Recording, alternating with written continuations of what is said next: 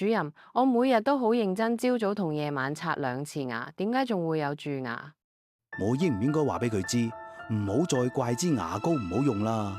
其實係刷牙方法唔啱，好多人唔係打橫咁刷，就係力度太輕或者太重，根本清潔唔到牙縫、牙眼溝呢啲死角位，細菌同食物殘渣匿埋喺入邊，時間耐咗，自然就會蛀牙。刷牙時間唔夠，每次刷牙最少要2分鐘，好多人幾十秒就搞掂，根本達唔到清潔效果。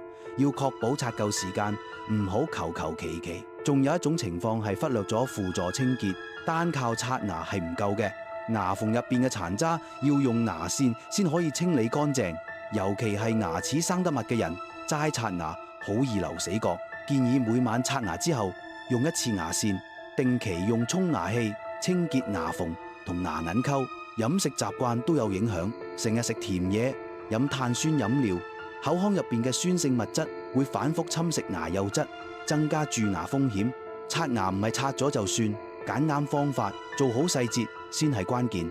唉，算啦，我仲係話俾佢知啦。